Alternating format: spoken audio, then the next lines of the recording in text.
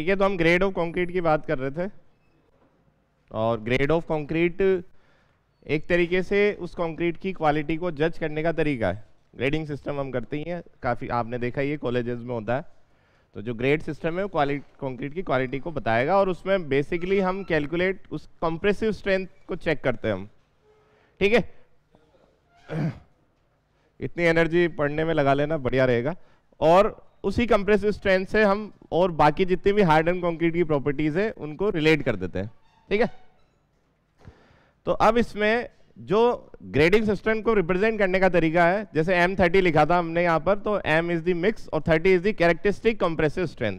तो ये characteristic compressive strength क्या होती है ये हम समझेंगे कि ये क्या चीज़ है, क्योंकि दो तरह की चीज़ें हैं। एक तो है ओनली कंप्रेसिव स्ट्रेंथ जो क्यूब की होती है, सिर्फ एक सिंपल क्यूब की, और कैरेक्टरिस्टिक कंप्रेसिव स्ट्रेंथ होती है पर्टिकुलर कंक्रीट की जिससे वो क्यूब बना है।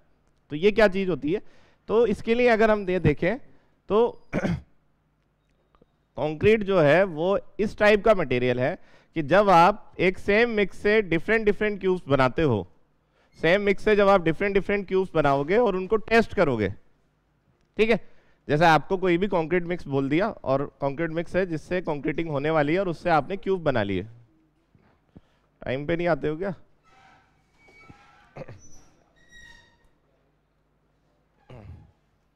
एक बार सेटल हो जाओ सही से। हाँ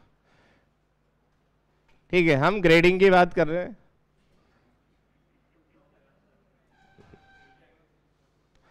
क्लास 11 बजे स्टार्ट हो जाएगी।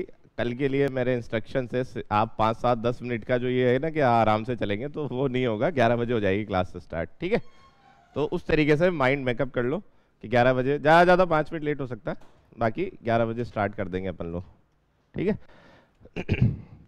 क्योंकि टाइम क्यों ख़राब करना, आप लोगों ने पैसा दिया, आपके पैसे की वैल्यू है या नहीं है? ठीक है ना, तो उस हिसाब से सोचना सीखो। हाँ, अब सब सेटल है, जिसको आना था वो आ गया।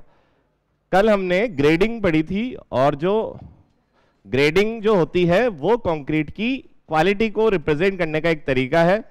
और ग्रेड सिस्टम जनरली हमें पता भी है, सीबीएसई बोर्ड में ग्रेडिंग सिस्टम है, अभी कुछ कॉलेजेस में भी ग्रेड होते हैं। ठीक है, तो बट उस ग्रेड में हम क्या कैलकुलेट कर रहे हैं वो हमने कल लिख लिया और समझ भी लिया कि हम कंप्रेसिव स्ट्रेंथ को देखते हैं, और कंप्रेसिव स्ट्रेंथ ऐसी प्रॉपर्टी जिससे हम और दूसरी तरीके की स्ट्रेंथ को रिप्रेजेंट कर देंगे, मतलब रिलेट करेंगे जाके।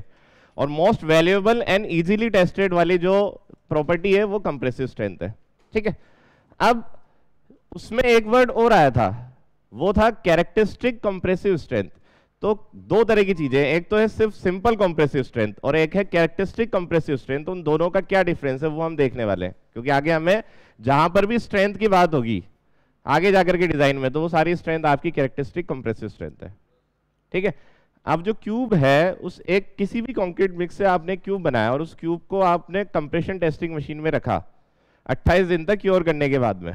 ठीक है, 150 mm बाई 150 mm का क्यूब होता है, उसको 28 दिन तक जब आप टेस्ट क्योर करोगे, उसके बाद में जब आप उसको टेस्ट करते हो कंप्रेशन टेस्टिंग मशीन में, तो वो जब टूटता है जिस लोड पर, उस लोड से जब आप उसके क्रॉस सेक्शन एरिया को डिवाइड करोगे तो एक स्ट्रेंथ आएगी, उसको कंप्रेसिव स्ट्रेंथ ऑफ क्यूब बोला जाता है।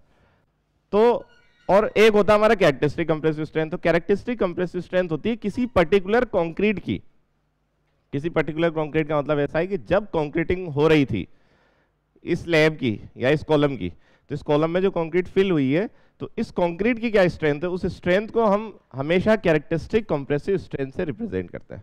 तो ये कैरेक्टरिस्टिक कंप्रेसिव स्ट्रेंथ क्या होती है, क्यों ये यहाँ पर आई है, ये हमें समझना है। ठीक है, तो ये आई है, जैसे मैं इस क्लास को, जब आपका कोई भी टेस्ट हो, मान लो कि आपका कोई सब्जेक्ट कंप्लीट हुआ और उसका आपका एक टेस्ट होता है, तो टेस्ट होने के बाद में जब नंबर की लिस्ट लगती है, तो नंबर की लिस्ट लगने पर जो मार्क्स का डिस्ट्रीब्यूशन होगा, तो उसमें एक जनरल पैटर्न फॉलो होता है। वो जनरल पैटर्न ऐसा फॉलो होगा कि बहुत कम ऐसे स्टूडेंट्स होंगे, मतलब ऐसे स्टूडेंट्स की क्वांटिटी बहुत कम होगी जिनके ऑलमोस्ट पूरे में से पूरे मार्क्स या फिर बहुत ज़्यादा वाले मार्क्स आएंगे, और बहुत कम स्टूडेंट्स ऐसे होंगे जिनके बिल्कुल मिनिमम मार्क्स आएंगे। मैक्सिमम स्टूडेंट्स कहाँ पर रहेंगे, एवरेज के आसपास। तो इसका जब आप कर्व बनाते हो मार्क्स और नंबर ऑफ स्टूडेंट्स के साथ में, तो एक कर्व बनता है जिसको हम नॉर्मल डिस्ट्रीब्यूशन कर्व बोलते हैं। कुछ इस तरीके का शेप होता है उसका, ये है, और ऐसा शेप होता है। इधर आपके स्टूडेंट्स, नंबर ऑफ स्टूडेंट्स, यहाँ पर मार्क्स। तो मिनिमम मार्क्स से हम मैक्सिमम मार्क्स की तरफ जा रहे हैं, तो एवरेज वाले मार्क्स की तरफ हमारे सबसे ज़्यादा स्टूडेंट्स होंगे। तो सेम ऐसा जब हम किसी एक कंक्रीट मिक्स से क्यूब्स बनाएंगे बहुत सारे, जैसे यही कॉलम में फिल होने वाली कंक्रीट है, या फिर कोई बड़ा सा जैसे पियर है, पियर में कंक्रीट डल रही है, तो उससे आपने उसी कंक्रीट के क्यूब्स बना लिए।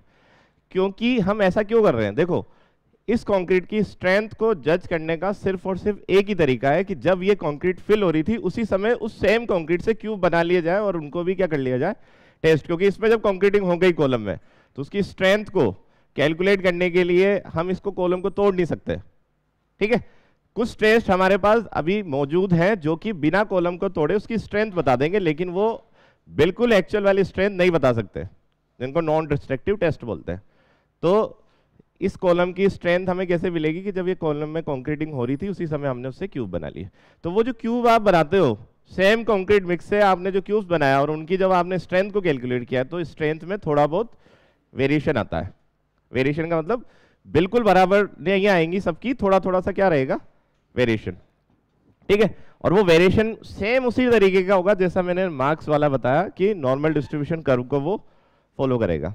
तो जब इतनी सारी स्ट्रेंथ की वैल्यू हो गई हमारे पास, तो हम किस एक पर्टिकुलर वैल्यू को, मतलब किस एक पर्टिकुलर क्यूब की स्ट्रेंथ को उस पूरी कंक्रीट की स्ट्रेंथ बताएं। मतलब कोई ना कोई एक वैल्यू तो लेनी पड़ेगी ना कि हाँ भाई इतनी स्ट्रेंथ मान लेते हैं, ठीक है। तो हम किस पर्टिकुलर वैल्यू को उस पूरी कंक्रीट की स्ट्रेंथ से रिप्रेजेंट करें, ये स्टडी आपको करनी है। अब देखो जैसे कि मान लो जो कॉलेजेस होते हैं ना, ये जैसे IIT NIT जहाँ पे ग्रेडिंग सिस्टम होता है, तो वहाँ पर पास और फेल का क्राइटेरिया इस तरीके से नहीं होगा जैसे अपने यहाँ पर अभी क्या होता है, जैसे RTU में पेपर आया, फिक्स कर रखा है क्राइटेरिया कि 33% नंबर आएंगे तो पास है और 33% से कम आएंगे तो फेल। अब मान लो पेपर टफ आ जाता है तो 33% से कम वाले स्टूडेंट ज़्यादा हो जाते हैं, और पेपर अगर ईजी हो जाता है तो पता चले कोई फेल ही नहीं हो रहा। तो इस तरह की चीज़ें होती है। तो उसमें कई बार ऐसा होता है कि जो सही में पास होने लायक स्टूडेंट नहीं था वो भी पास हो जाता है क्योंकि पेपर ही बहुत ईजी आ गया। तो जो सिस्टम है उसको चेंज कर दिया NITs और IITs वालों ने। उन्होंने बनाना चालू किया नॉर्मल डिस्ट्रीब्यूशन कर्व, ठीक है। और उन्होंने एक पर्टिकुलर परसेंटेज डिसाइड कर दिया कि हम तो हर बार जो पेपर होगा उसमें से एक बढ़ते हुए क्रम में नंबर जमाएंगे बच्चों के, और जैसे 40 बच्चों की क्लास है तो फिक्स कर लिया कि 2 बच्चे हमें फेल करने हैं, तो जो नीचे से 2 फर्स्ट होंगे वो क्या हो जाएंगे, फेल। अब भले ही पेपर टफ आए या इजी आए, पर जो पास फेल का सिस्टम है वो थोड़ा तरीके वाला हो गया। नहीं तो क्या होता है कि कई बार तो ऐसा होता है कि 20 फेल हो गए क्योंकि पेपर टफ आ गया, और कई बार ऐसा हो रहा है कि सारे के सारे पास हो रहे, तो वो एक्चुअल जजमेंट नहीं हो पाया, ठीक है।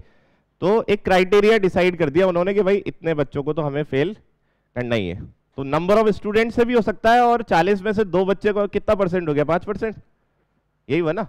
तो परसेंटेज वाइज भी हो सकता है कि भाई 5% बच्चों को हम हर बार क्या करेंगे, फेल करेंगे।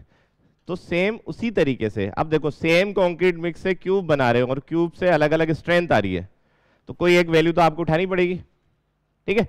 और जब आप कर्व बना रहे हो उससे तो कर्व बनेगा इस तरह का नॉर्मल डिस्ट्रीब्यूशन। तो बात यह आई कि ऐसा करते हैं कि एवरेज वैल्यू ले लेते हैं और उसको मान लेते हैं स्ट्रेंथ, ठीक है। एवरेज का मतलब उन सब क्यूब की स्ट्रेंथ का एक एवरेज निकाला और उसकी कोई पर्टिकुलर वैल्यू आई और उसको बोल दिया कि ये इस कंक्रीट की स्ट्रेंथ है। तो एवरेज वैल्यू लेने से क्या होगा, एवरेज वैल्यू कहीं यहाँ रहेगी, इससे 50% इधर रहेंगे और 50% इधर रहेंगे। तो एवरेज वैल्यू लेने का मतलब तो ये है कि आधे बार तो क्या होगा, उस मतलब आधे स्टूडेंट्स, अब इसको स्टूडेंट से भी रिलेट कर सकते हो कि मैंने सभी स्टूडेंट्स का एवरेज लेकर के पासिंग क्राइटेरिया अगर डिसाइड कर दिया ना, तो क्या होगा कि आधे स्टूडेंट पास होंगे और आधे स्टूडेंट फेल हो जाएंगे। मतलब आधे फेल हो रहे आधे पास हो रहे। सेम उसी तरीके से अगर कंक्रीट के क्यूब्स की सबकी एवरेज निकाल करके अगर हमने उसको ही क्राइटेरिया मान लिया या उसी को स्ट्रेंथ मान लिया, तो क्या होगा कि जब भी टेस्ट करोगे तो आधे क्यूब तो पास होंगे और आधे क्यूब फेल हो जाएंगे। तो हमें स्ट्रेंथ को इस तरीके से लेना होगा कि हमारे जो मैक्सिमम क्यूब है वो पास हो जाए और थोड़े बहुत से जो क्यूब है वो आपके फेल हो। तो फिर क्या करें, मतलब इस लाइन को इधर शिफ्ट करें या उधर शिफ्ट करें।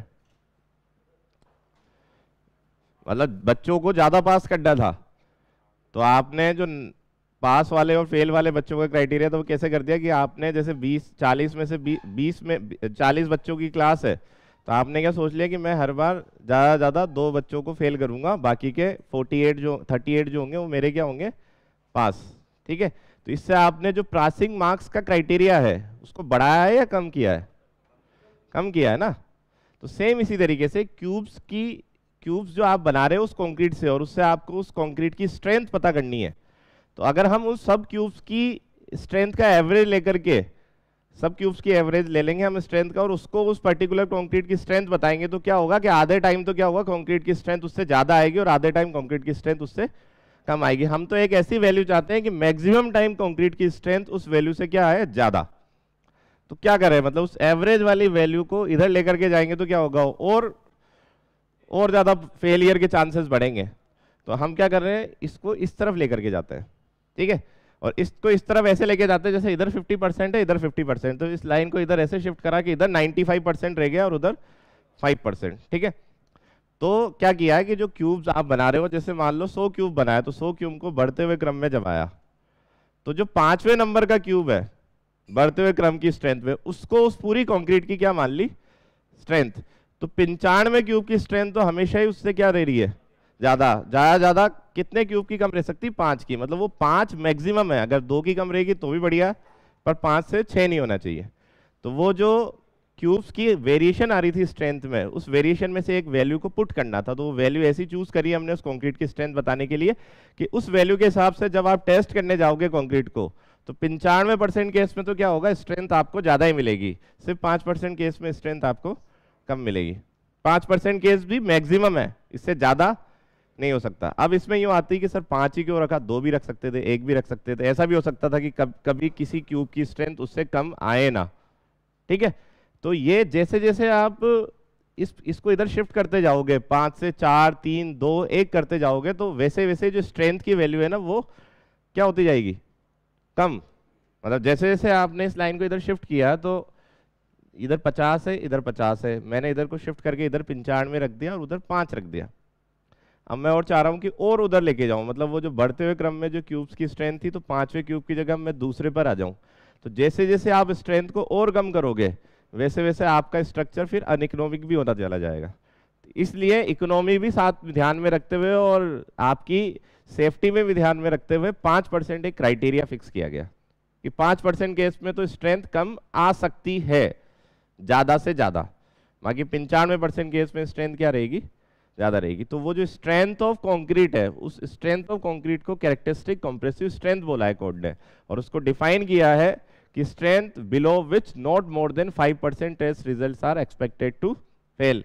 कि हम कंक्रीट की डिजाइन में जो स्ट्रेंथ लेकर के चलते हैं, उस स्ट्रेंथ पर उस कंक्रीट को जब टेस्ट करोगे बना के, तो 95% चांसेस तो ये होंगे कि उस वैल्यू से जो आपने डिजाइन करते समय ली है, उससे ज्यादा ही स्ट्रेंथ मिलेगी। सिर्फ 5% चांसेस ऐसे होंगे कि उससे कम मिलेगी, ठीक है। तो वही स्टूडेंट्स का पास और फेल क्राइटेरिया, कि मान लिया कि हर बार 5% बच्चों को क्या करना है, फेल करना है, तो 95% बच्चे हमेशा क्या होते रहेंगे, पास। तो वहाँ यही होता है, उस कॉलेज में क्या होता है, जो भी मार्क्स आते हैं उसका एक नॉर्मल डिस्ट्रीब्यूशन कर्व बनता है। उन्होंने एक डिसाइड कर रखा है कि 5% बच्चों को फेल करना है। तो आप अगर नीचे से 5वें नंबर वाले स्टूडेंट्स में हमेशा रहोगे तो आप फेल होते रहोगे, आप एवरेज वाले बच्चों में रहोगे तो आप फेल नहीं होंगे, ठीक है। इसीलिए फेल होना थोड़ा सा मुश्किल होता है, क्योंकि इतना तो कर ही लेता है। और अपने जो कॉलेजेस हैं आरटीयू वाले या फिर जो ये दूसरे जैसे जय नारायण व्यास वाले, यहाँ क्या होता है, पेपर के हिसाब से चलता है कि कभी तो ऐसा पेपर आ गया कि आधे से ज्यादा बच्चे फेल हो गए, और कभी ऐसा पेपर आया कि कोई फेल ही नहीं हुआ। तो वो एक्चुअल में तो सही क्राइटेरिया नहीं, क्योंकि जो पास होने लायक था, मतलब जो पढ़ने लायक है ही नहीं, जो पास होने लायक है ही नहीं, तो उसको आगे पास होने क्यों देना है भाई। वो तो इस क्लास में से, अभी जैसे एग्जाम, कॉम्पिटिटिव एग्जाम का सिस्टम है, उसमें थोड़ी ये फिक्स कर रखा है कि 33% आएंगे तो इनको जेईएन बना देंगे।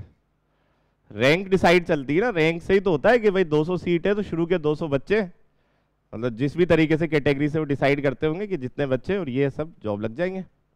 तो वहाँ थोड़ी डिसाइड कर रखा है, वहाँ ऐसा ही है ना कि आप अगर टॉपर्स में से रहोगे तो आपका सिलेक्शन हो जाएगा, पेपर टफ हो या इजी हो, आप तो उस कंपटीशन वाले स्टूडेंट्स में से क्या रहोगे, टॉप में, तो आपका हो जाएगा। तो सेम उसी तरीके से कॉलेजेस में भी होता है, और उसी को हमने उस थ्योरी को यहाँ रिलेट किया है कि जब कंक्रीट में से क्यूब बनाओगे आप, तो सब क्यूब की स्ट्रेंथ सेम नहीं आएगी, तो हमें कोई एक पर्टिकुलर वैल्यू को लेना था उस कंक्रीट की स्ट्रेंथ को रिप्रेजेंट करने वाली। तो उस वैल्यू को हमने ऐसे लिया कि क्यूब्स को जब क्यूब्स की स्ट्रेंथ को बढ़ते हुए क्रम में जमाते हैं, तो जो सिर्फ 5वें नंबर वाला क्यूब आता है, उसी स्ट्रेंथ को हमने उस कंक्रीट की क्या बोल दिया, स्ट्रेंथ। तो उस हिसाब से जब आप डिजाइन करते हो, तो सिर्फ 5% चांसेस ही ऐसे हैं कि उससे कम स्ट्रेंथ वो कंक्रीट दे दे। 95% केस में स्ट्रेंथ आपकी हमेशा उससे ज्यादा आएगी। ठीक है, ये है। तो एक बार जो ये समझा है इसको लिखते हैं, फिर नॉर्मल डिस्ट्रीब्यूशन कर्व क्या होता है उसकी प्रॉपर्टीज को देखेंगे और उससे हमारे क्वेश्चंस कैसे बनेंगे ऑब्जेक्टिव में, छोटे न्यूमेरिकल्स, वो हम समझेंगे। ठीक है, तो ये क्लियर है ना, क्या मतलब क्या जो बात हुई है कि वेरिएशन आएगा, अब उस वेरिएशन से हम कैसे डिसाइड करेंगे इस कंक्रीट की स्ट्रेंथ ये है। ठीक है, तो इसमें लिख लेना आगे कंटिन्यूशन में। एक तो वो कोडल प्रोविजन कल हमने लिख ही लिया था। ठीक है, उसके बाद कंटिन्यूशन में लिखना आप लोग, इसमें जैसे हेडिंग डाल लेना कैरेक्टरिस्टिक कंप्रेसिव स्ट्रेंथ, और उसको एफसीके से रिप्रेजेंट करते हैं।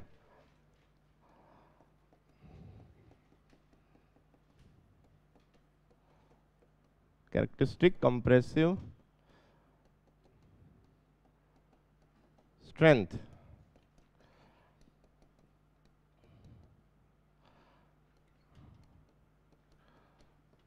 एफसीके।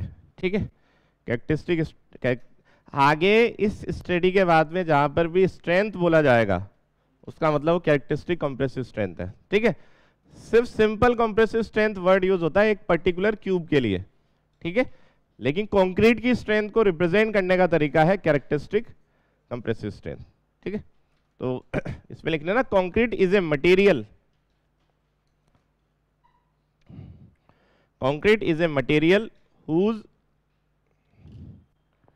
concrete is a material whose strength, WHOAC, जिसकी मतलब whose strength is subjected to,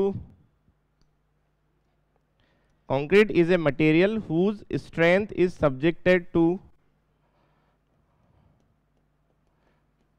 considerable, मैंने यहाँ पे स्पेलिंग लिखी है, considerable variability, considerable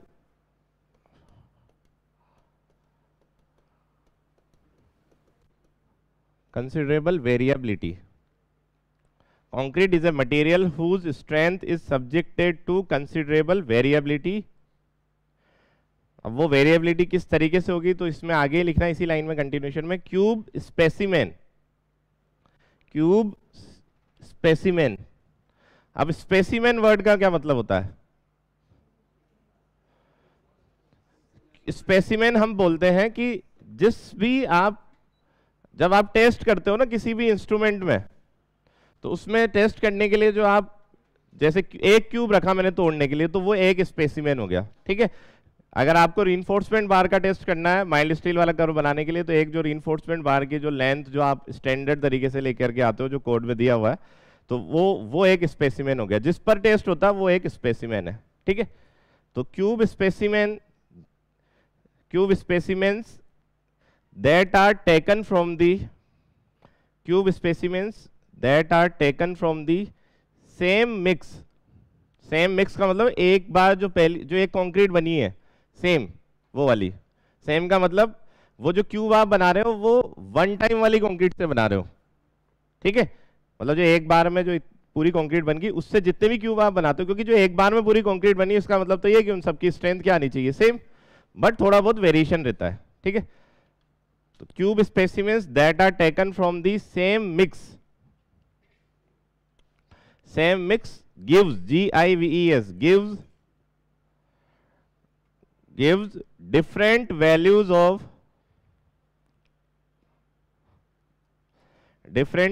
of compressive strength, different values of compressive strength। इसमें आगे लिख लेना the variability in the strength, the variability in the strength depends on the variability in the strength depends on the degree of, the variability in the strength depends on the degree of quality control, the variability in the strength depends on the degree of quality control। अब देखो variation आएगा, लेकिन कितना ज्यादा variation आ रहा है या कम variation आ रहा है ये डिपेंड कर रहा है कि आपकी क्वालिटी कंट्रोल कैसा है। क्वालिटी कंट्रोल का मतलब ये है कि प्रैक्टिकली तो हम देखें कि जब आप क्यूब बना रहे हो तो क्यूब बनाने से लेकर के क्योर करके टेस्ट करने तक का जो प्रोसेस है वो एक सिस्टमेटिक प्रोसेस है। तो आपने हर क्यूब को बनाने में वो किस तरीके से ये फॉलो किया है, इसको बोला जाता है क्वालिटी कंट्रोल। क्वालिटी कंट्रोल का दूसरा एग्जांपल, जैसे आप फोन खरीदते हो किसी भी कंपनी का, जैसे आपने आईफोन लिया, अब एक आईफोन का जो एक, जैसे मान लो कोई सा भी मॉडल है, आईफोन 11 ही है, वो आपने खरीदा और किसी दूसरे ने भी वही मंगवाया, तो उन दोनों में वेरिएशन आता है क्या? सेम आते हैं। तो वो क्वालिटी कंट्रोल है कि एक जो मेरा प्रोडक्ट जैसा निकल रहा है दूसरा प्रोडक्ट भी वैसा ही निकले। तो सेम कंक्रीट मिक्स से जब आप क्यूब्स बना रहे हो तो क्यूब्स बनाने का एक प्रोसीजर है कि भाई इतने लेयर में इतना टाइम करना है, इतना क्योरिंग करना है, इतनी देर तक उसको वाइब्रेट करना है, उसके बाद में टेस्ट करना है। तो वो प्रोसेस जो है वो आपने कितना कंट्रोल्ड वे में की है उस पर डिपेंड करेगा कि कितना ज़्यादा वेरिएशन आएगा। अगर आपने अच्छे से नहीं करी, मतलब वो ज़्यादा क्वालिटी कंट्रोल मेंटेन नहीं किया, तो वेरिएशन ज़्यादा आ जाएगा। और क्वालिटी कंट्रोल अगर आपने बहुत अच्छा मेंटेन किया तो वेरिएशन कम आएगा। तो वो कैसे रिप्रेजेंट किया जाता है, तो उसको उसी ग्राफ में देखेंगे।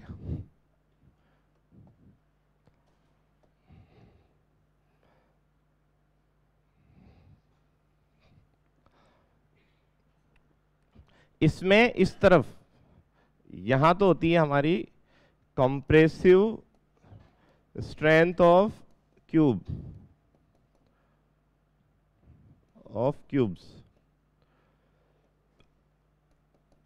डिफरेंट क्यूब्स की जो कंप्रेसिव स्ट्रेंथ हमें मिली है, और इस तरफ हम रखते हैं फ्रीक्वेंसी।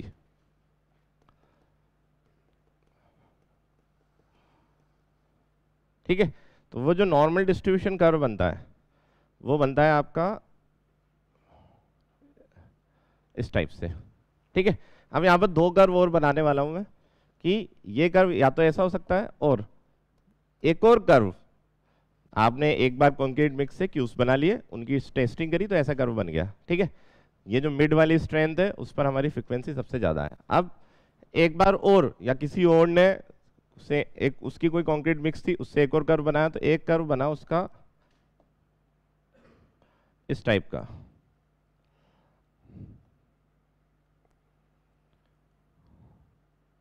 और एक और ने बनाया तो उसका बना है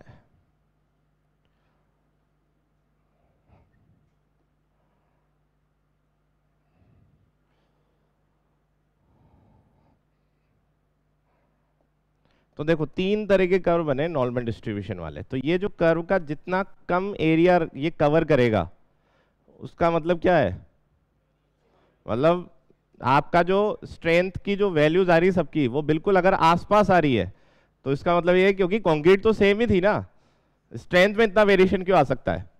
कंक्रीट तो सेम थी तो उसमें इतना वेरिएशन क्यों आ रहा है? तो इतना वेरिएशन इसलिए आ रहा है कि आपने क्यूब बनाते समय जो क्वालिटी कंट्रोल था उसको प्रॉपर मेंटेन नहीं किया। अब जैसे तीन है हमारे पास यहाँ पर, एक व्हाइट वाला, एक ये ब्लू वाला, और एक ये कोई मतलब कौन सा कलर है, ऑरेंज सा जो कलर है।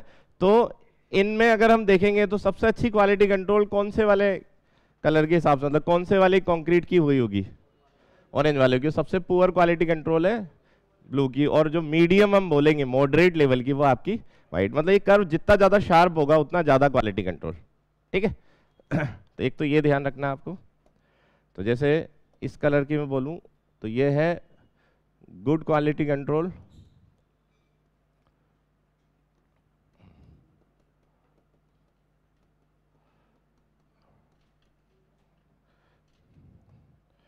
और ये है आपका मॉडरेट,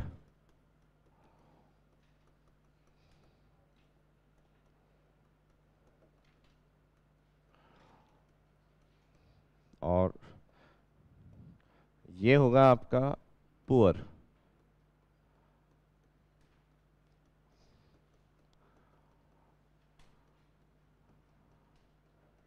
ठीक है, तो क्वालिटी कंट्रोल अगर मेंटेन है तो वेरिएशन तो आएगा, लेकिन वेरिएशन थोड़ा कम आएगा, मतलब वेरिएशन इतना ज़्यादा नहीं होगा। क्वालिटी कंट्रोल अगर बिल्कुल ही पुअर है तो वेरिएशन आपका काफ़ी ज़्यादा आएगा। तो ये इस कर्व को शार्प करते करते इसकी एक लिमिट है जिसको मैक्सिमम तक शार्प कर सकते हैं प्रैक्टिकली, या फिर आज तक पॉसिबल उतना ही शार्प करना पॉसिबल हुआ है। मतलब वो अदर देन मतलब इस आरसीसी से अलग है। ये जो चीज़ है ना, इसको एक क्वालिटी कंट्रोल करके एक अलग से सब्जेक्ट होता है। तो इस कर्व का जो मैक्सिमम लिमिट है ना शार्प करने वाली, उसको बोला जाता है 6 सिग्मा। और 6 सिग्मा का मतलब ये है कि पर 1 मिलियन पर एक डिफेक्ट अगर आता है तो उसको बोलते हैं 6 सिग्मा तक उन्होंने क्वालिटी कंट्रोल को अचीव किया है।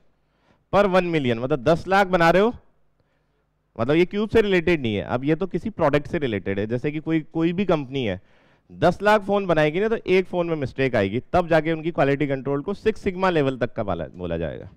ठीक है, तो ये कुछ लोगों को तो पता है, जिन लोगों में शाम को पढ़ा है। ये कंपनी है जिसके पास है 6 सिग्मा, अभी भी एग्जिस्ट करती है, पहले 2 हुआ करती थी, अभी करंट में वर्ल्ड में। हाँ, क्या चीज? टोयोटा मोटर्स जो है वो 6 सिग्मा है उनके पास, पर 10 लाख पर एक डिफेक्ट्स आता है उनका। उससे पहले मोटोरोला के पास भी था, फोन आते थे ना, मतलब ये जापानीज लोगों का है, उससे जस्ट थोड़ी सी कम, लगभग 6 सिग्मा से थोड़ा सा और कम हो जाएगा, मतलब 5.6 और इस तरह की सिग्मा इंडियन प्रोडक्ट है उनके पास था। डिब्बा वाला जो थे मुंबई में, जो टिफिन सप्लाई करते हैं, वो डिब्बा वाला बोलते हैं उनको। अभी कोविड में तो थोड़ा सा डिस्टर्ब हो गया, तो उनका ये काम होता है कि जैसे मुंबई में दूर होते हैं ऑफिसेस, कि 10 बजे के ऑफिस के लिए 7 बजे निकलना पड़ गया, तब खाना बनता नहीं है, तो क्या करते हैं कि ऑफिस वाले तो निकल जाते हैं, फिर जो डब्बा वाले हैं वो टिफिन आपके घर से लेंगे और उस टिफिन को आपके ऑफिस तक सप्लाई करेंगे। तो उनकी इतनी ज़्यादा एक्यूरेसी होती है, सिर्फ वो कलर पे चलते हैं, लोकल ट्रेन बेस्ड काम करते हैं वो लोग, अनपढ़ है, कलर कोडिंग पे चलते हैं, मतलब डिब्बे के ऊपर कलर पेंट करते हो कि इस कलर वाले इस एरिया में जाएंगे, इस कलर वाले इस एरिया में जाएंगे। उनके पास ऑलमोस्ट 6 सिग्मा तक की वो थी एक्यूरेसी, कि मेरा टिफिन मेरे पास ही आएगा, मतलब किसी और के पास नहीं जाएगा, इतना ज़्यादा मेंटेन था उनका। अभी बिगड़ा है, एक टिफिन गलत गया था उस पर मूवी बनी है, एक बार टिफिन गलत गया होगा, उस पर लोगों ने मूवी बना दी, द लंच बॉक्स, देखना एक मूवी है। तो वो उसमें कॉन्सेप्ट ये है कि वो टिफिन गलत चला जाता है, तो वो ऐसा डिफेक्ट उनसे होता ही नहीं था। लेकिन अभी क्या कोविड में तो क्या हुआ कि एक तो ट्रेन्स वगैरह बंद हुई, फिर ये जो स्विगी जोमेटो ये वाला सिस्टम चालू हुआ, तो अभी तो उनकी स्थिति काफ़ी खराब है, तो इकोनॉमिक वाइज सारे अनपढ़ है। बाहर के जो फॉरेन के एमबीए वाले हैं ना, वो आते हैं चेक देखने कि यार ऐसा क्या सिस्टम है, पूरा लोकल ट्रेन पे बेस्ड है, मतलब कोई और इंफ्रास्ट्रक्चर यूज भी नहीं करते, साइकिल और लोकल ट्रेन, तो उसमें लोड करते हैं। तो टिफिन आपके घर से लेंगे, आपके ऑफिस में सप्लाई करेंगे, फिर शायद वहां से वापस उठा करके घर देके जाते हैं या जो भी लेके जाता है, लेकिन वो टिफिन जो आपका है ना वो आपके पास ही जाएगा। ठीक है, तो क्वालिटी कंट्रोल का मतलब ये है कि डिफेक्ट्स को मिनिमाइज करना, और डिफेक्ट्स तब मिनिमम होंगे जब ये कर्व बहुत ज़्यादा आपका शार्प होगा। ठीक है, तो एक ये बना करके एक बार डेफिनेशन लिखेंगे कैरेक्टरिस्टिक कंप्रेसिव स्ट्रेंथ की, फिर एक कर्व पे कैरेक्टरिस्टिक कंप्रेसिव स्ट्रेंथ को मार्क करेंगे और उसमें से क्या क्या चीज़ें ध्यान रखनी है वो हम देखेंगे। ठीक है, तो ये बना लो, बना लिया हो तो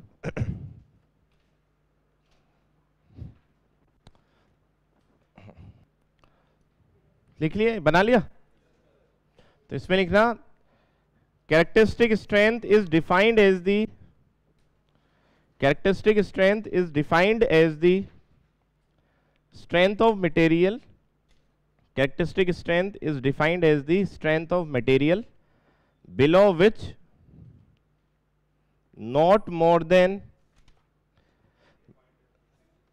characteristic strength is defined as the strength of material below which strength of material below which not more than 5% of the test results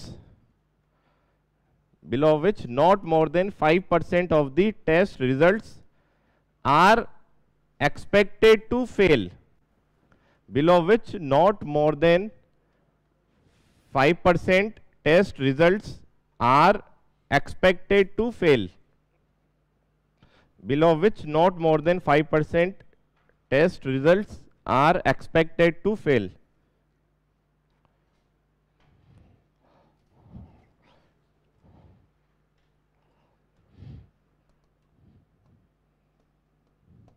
यहां पर स्ट्रेंथ,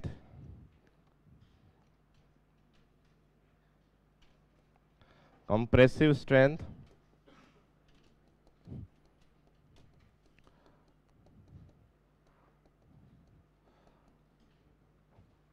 इधर फ्रीक्वेंसी,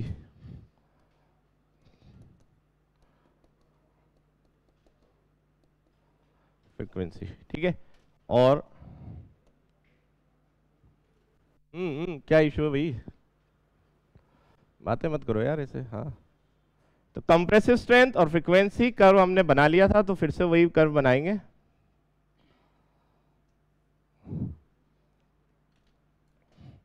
सिमेट्रिक कर्व होता है ये, ठीक है। और जो मिड वाला, जो एवरेज वाली स्ट्रेंथ है,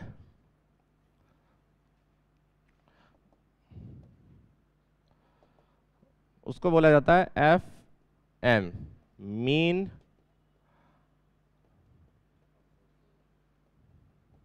स्ट्रेंथ,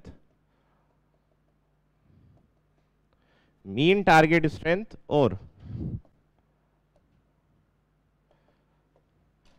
इस कर्व में ये जो कर्व जितना एरिया कवर करता है, जैसे अब क्या हो गया, मीन टारगेट स्ट्रेंथ के 50% एरिया, 50% सैंपल इससे ज़्यादा, 50% सैंपल की स्ट्रेंथ इससे कम, और ये जो पूरा कवर करता है इस पॉइंट से इस पॉइंट तक, तो ये डिपेंड करता है इसका स्टैंडर्ड डेविएशन पर, जिसको माध्य विचलन आप बोलते हो, और उसको सिग्मा से रिप्रेजेंट करते हो। तो ये आपकी स्टैटिस्टिक्स जो आपने मैथ में पढ़ी होगी उसके कुछ कॉन्सेप्ट्स हैं, तो जितना यहाँ लिखा रहेगा उतनी काम में आएगी, तो इतना कोई लोड लेने की जरूरत नहीं है। तो 3 सिग्मा और 3 सिग्मा होता है, टोटल 6 सिग्मा होता है, ठीक है।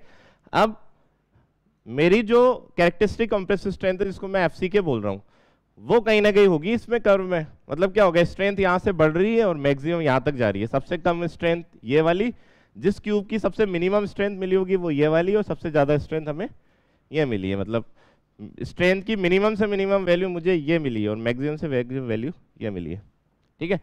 अब मुझे इस पे से इस कर्व में मैंने एवरेज तो कर दी मार्क, मुझे इसमें कैरेक्टरिस्टिक कंप्रेसिव स्ट्रेंथ को मार्क करना है।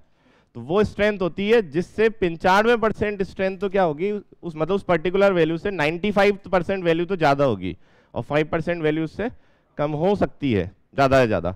तो वो ये लाइन, मतलब वो इधर आएगी या उधर आएगी, इधर की तरफ होगी वो, तो वो कहीं यहाँ पर होगी। तो उसने जो कवर किया है, इसने जो एरिया कवर किया है ये वाला, यह आपका है 95%। मतलब ऐसी वैल्यू ले ली उन सभी वैल्यू में से जिस पर से 95% की तो स्ट्रेंथ क्या रहेगी, ज़्यादा, 5% की कम हो सकती है। और इधर वाला जो है,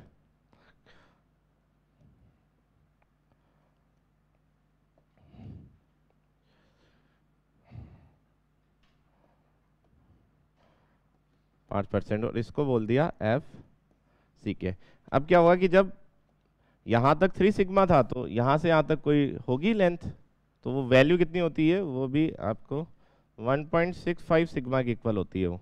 तो मुझे एफ सी के से एफ एम की तरफ जाना है, तो एफ सी के में हम 1.65 सिग्मा को ऐड कर देंगे, और वो जो क्वेश्चंस आते हैं वो इन्हीं कॉम्बिनेशन से आते हैं। तो जो एफ एम है, इसका रिलेशन होगा F M is equal to F C K plus 1.65 sigma.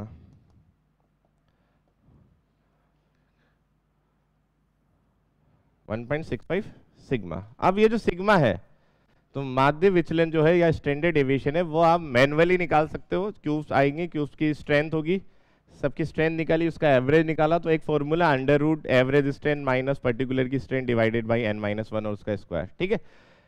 अगर ऐसा आपके पास है नहीं, मतलब इस तरीके से अगर आप नहीं निकालना चाहते हो, तो कोड ने एक टेबल दी है जिसमें से जो कि स्ट्रेंथ ऑफ कंक्रीट पे डिपेंड करेगी कि इस रेंज से इस रेंज तक की स्ट्रेंथ ऑफ कंक्रीट है, तो उसकी स्टैंडर्ड डेविएशन की वैल्यू ये है। तो वो टेबल भी पूछी जाती है। तो क्वेश्चन ऐसे पूछे जाएंगे, एफएम पूछ लेंगे, मतलब एफसी के दे दिया होगा, सिग्मा दे दिया होगा, एफएम पूछ लेंगे, एफएम दे दिया होगा, सिग्मा भी दिया होगा, एफसी के पूछ लेंगे, या डायरेक्ट रिलेशन पूछ लेंगे। तो इस तरीके से क्वेश्चन आते हैं इसमें। तो उस टेबल को भी मैं यहाँ बना रहा हूँ।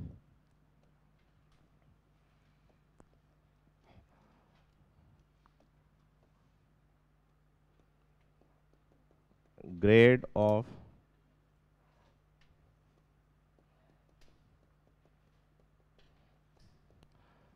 कंक्रीट और sigma, standard deviation.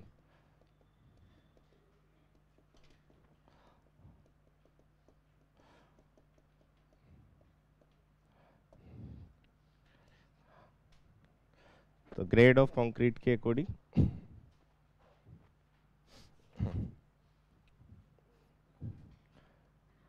M10 to M15, M20 to M25, 25,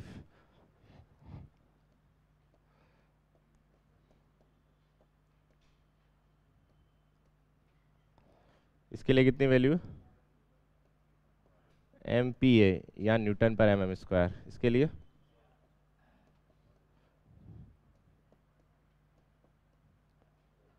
ठीक है। एक तो ये याद रखनी है, प्लस इसमें नोट डाल के ये और लिखा है कि ये जो वैल्यूज है ये हम तभी काम में लेंगे जब जितना भी इंग्रेडिएंट्स का क्वालिटी कंट्रोल है वो प्रॉपर तरीके से हुआ है, जिससे कंक्रीट मिलके बनेगी ना। जैसे सीमेंट है तो सीमेंट का स्टोरेज प्रॉपर होना चाहिए, ठीक है। सैंड एग्रीगेट है तो उनका मॉइस्चर कंटेंट जो होगा उसकी प्रॉपर कैलकुलेशन हुई है। तो अगर ये सारे क्वालिटी कंट्रोल प्रॉपर तरीके से हुए इंग्रेडिएंट्स के, तब जाकर के ये कंसीडर करना। और अगर नहीं हुए हैं तो इनमें एक एक वैल्यू को आपको बढ़ाना है। फिर ये भी लिखा है कि M60 की जो ग्रेड ऑफ कंक्रीट है उसके बाद से हम इनसे यूज नहीं करके हम उसका एक्चुअल सिग्मा निकालेंगे, ठीक है। तो अब देखो इसमें क्या क्वेश्चन आएगा कि अगर M30 की कोई कंक्रीट है, FCK की वैल्यू M30 है, मतलब grade of concrete is M30, तो उसकी जो FM है, मीन टारगेट स्ट्रेंथ है, वो क्या होगी? तो M30 के लिए FCK तो 30 हो गया, सिग्मा आप कहां से लोगे? यहां से ले लोगे। तो क्या हो जाएगा? 30 प्लस 1.665 इंटू 5, तो उससे एक वैल्यू आ जाएगी, ठीक है। तो इस तरीके के क्वेश्चंस बनते हैं, लिख लो एक बार। बना लिया? तो जैसे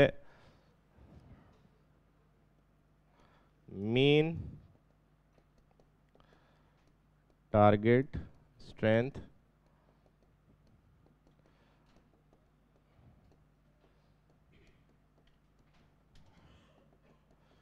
कंक्रीट, तो F M is equal to FCK plus 1.65 sigma. FM जो FCK होगा 30 प्लस 1.65 इंटू 5, तो यह आएगा 38 पॉइंट कितना आ रहा? इसका क्या मतलब है? ये वैल्यू आई, इसका क्या मतलब है? मतलब हाँ, या ऐसा होगा, या फिर M30 की कंक्रीट अगर आपके पास है कि भाई हमारे पास ये कंक्रीट M30 की है, तो जब उससे जब आप जितने भी क्यूब बना रहे हो तो उन सब क्यूब की जो स्ट्रेंथ का एवरेज है ना वो कितना आएगा? 38.25, तब जाकर के वेरीफाई होगी कि ये कंक्रीट M30 की है, ठीक है। M30 की कंक्रीट के क्यूब्स का एवरेज स्ट्रेंथ 38.25 आएगा, यह है इसका मतलब प्रैक्टिकली।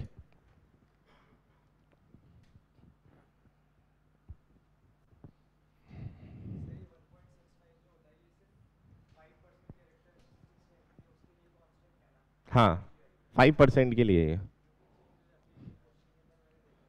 नहीं चेंज, मतलब जो हमारे डिफाइंड है ना वो 5% के लिए डिफाइंड है। क्वेश्चन में कभी कभी किसी ने वैसे कोई उस घुमाने के लिए 2% या 3% ऐसे ले लिया होगा। हम्म, हाँ हाँ हाँ हाँ, उसके लिए चेंज हो जाएगी, चेंज होती है, हाँ। हम्म, भाई ये तो जो परसेंट आप इधर से कम ज्यादा करोगे तो 1.65 से चेंज हो जाएगी। चेंज होती है।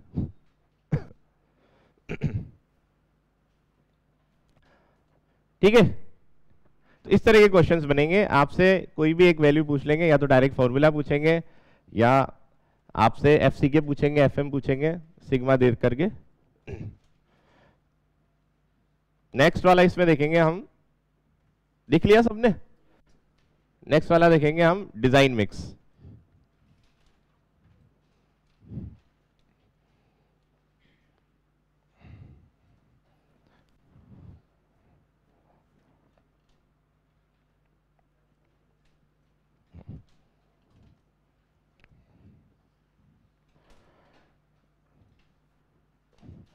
तो डिजाइन मिक्स या फिर कंक्रीट मिक्स डिजाइन, तो मतलब जो कंक्रीट मिक्स डिजाइन होती है वो क्या चीज होती है पहले वो देख लेते हैं, उसको कैसे हम डिफाइन करेंगे और वो कितने टाइप की होती है वो फिर हमें समझना है।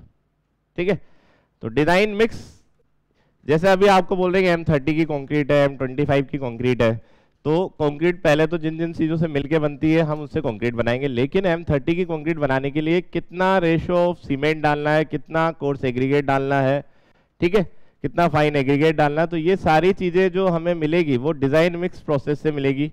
और डिज़ाइन मिक्स प्रोसेस ये बोलती है कि डिज़ायर स्ट्रेंथ और वर्केबिलिटी, मतलब दो चीज़ें हमें रिक्वायर्ड होगी। कंक्रीट जब हम बनाएंगे तो कितनी स्ट्रेंथ की चाहिए और किस वर्केबिलिटी की चाहिए, क्योंकि किस वर्केबिलिटी की चाहिए वो डिपेंड करेगा कि कंक्रीटिंग किस जगह होने वाली है।